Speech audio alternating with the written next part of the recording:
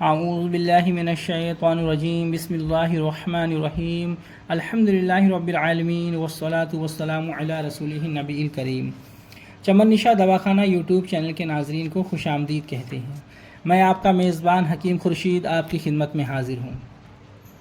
آج کا جو ہمارا موضوع ہے، جیسا کہ کل ہم نے آپ کو بتایا تھا کہ فرض، واجب، سنت موقدہ، سنت غیر موقدہ، مستحب، مباح، حرام، یہ چیزیں کیا ہیں اور اس کی تعریف کیا ہے، یہ ہم نے آپ کو بتایا تھا۔ اور آج جو ہم آپ کو بتا رہے ہیں وہ یہ ہے کہ مکروہ تحریمی کیا چیز ہے، اور عصائد کیا ہے، اور مکروہ تنزیہی اور خلاف اولیٰ، اس کے متعلق آج ہم آپ کو سمجھائیں گے، کیونکہ ان باتوں کا جاننا بہت ضروری ہے۔ مکروہ تحریمی وہ ہے جو شریعت کی ضمنی دلیل سے ثابت ہو، اس کا چھوڑنا لازم ہے اور باعث ثواب ہے، اور اس کا ایک مرتبہ بھی قصدن کرنے والا فاسق اور جہنمی ہے۔ گناہ کبیرہ اور حرام کرنے کے برابر تو نہیں ہے، لیکن اگر آپ قصدن بار بار کرتے ہو تو پھر یہ گناہ کبیرہ ہے۔ اچھی طرح ذہن نشین کر لیں کہ یہ واجب کا مقابل ہے، یعنی کہ مکروہ تحریمی جو ہے یہ واجب کے جیسا ہے، یعنی واجب کو کرنا لازم ہے اور مکروہ تحریمی کا چھوڑنا لازم ہے۔ عصائد وہ ہے جس کا کرنا برا اور کبھی اتفاقیہ کر لینے والا لائق عتاب ہے، اور اس کو کر لینے کی عادت بنانے والا مستحق عذاب ہے۔ یعنی کہ جو عصائد ہے وہ یہ ہے کہ اگر کوئی انسان اس کو کبھی کر لے اتفاق سے تو اس پر عتاب ہے، لیکن اس کی جو عادت بنا لے پھر وہ گناہ گار ہے اور عذاب کا مستحق ہے۔ واضح رہے کہ یہ سنت موقدہ کے مقابل ہے، یعنی سنت موقدہ کو کرنا ثواب اور چھوڑنا برا ہے، اور عصائد کو چھوڑنا ثواب اور کرنا برا ہے۔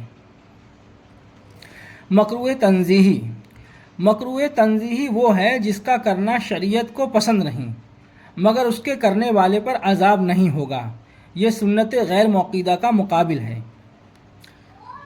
یعنی کہ جو مکروہ تنزیہی ہے یہ وہ عمل ہے جو شریعت میں جس کو پسند نہیں کیا جاتا ہے، جیسے کہ آپ نماز پڑھ رہے ہیں اور آپ کے جسم پر جو ہے کپڑوں پر گندگی لگی ہوئی ہے، تو یہ مکروہ تنزیہی ہے۔ تو یہ مکروہ تنزیہی ہے، یہ پسندیدہ عمل نہیں ہے۔ وہ کام جو شریعت میں پسند نہ ہو اور آپ اس کو کریں تو اس کو مکروہ تنزیہی کہا جاتا ہے۔ خلاف اولیٰ، خلاف اولیٰ وہ ہے کہ اس کا چھوڑ دینا بہتر تھا لیکن اگر کر لیا تو کچھ مذائقہ نہیں، یہ مستحب کا مقابل ہے۔ یعنی کہ جو خلاف اولیٰ ہے اس کا چھوڑ دینا بہتر تھا لیکن اگر کسی نے کر لیا تو اس میں کوئی وہ گناہ گار نہیں ہے، ایک مستحب جیسا ہے۔ مستحب میں یہ ہے کہ آپ کرو گے تو ثواب ہے، نہیں کرو گے تو کوئی آپ کو گناہ نہیں ہے۔ تو اسی طریقے سے یہ ہے۔ تو یہ جو چیزیں ہیں ان کا سمجھنا بہت ضروری ہے، کیونکہ نماز میں بہت ساری چیزیں ہیں جو فرض ہیں، سنت ہیں، اور جو ہے واجب بھی ہیں، مکروہ تحریمی، مکروہ تنزیہ بھی ہیں۔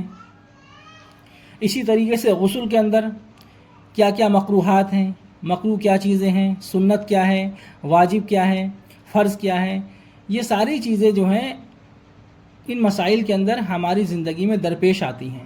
کوئی بھی مسائل ہو اس کے اندر یہ چیزیں آتی ہیں، تو جب آپ کو ان چیزوں کا علم ہوگا، اس کی تعریف آپ کو پتہ ہوگی کہ فرض کس کو کہا جاتا ہے، اس کے چھوڑ دینے سے کیا ہوتا ہے، واجب کس کو کہا جاتا ہے، اس کے چھوڑ دینے سے کیا ہوتا ہے، سنت غیر موقدہ کیا ہے، سنت موقدہ کیا ہے، مکروہ تنزیہی کیا ہے، مکروہ تحریمی کیا ہے، حرام کیا ہے، مباح کیا ہے۔ اگر ان سب باتوں کا آپ کو علم ہوگا تو کسی بھی مسائل میں آپ کو پریشانی کا سامنا نہیں کرنا پڑے گا اور آپ اس مسائل کو حل کر لیں گے۔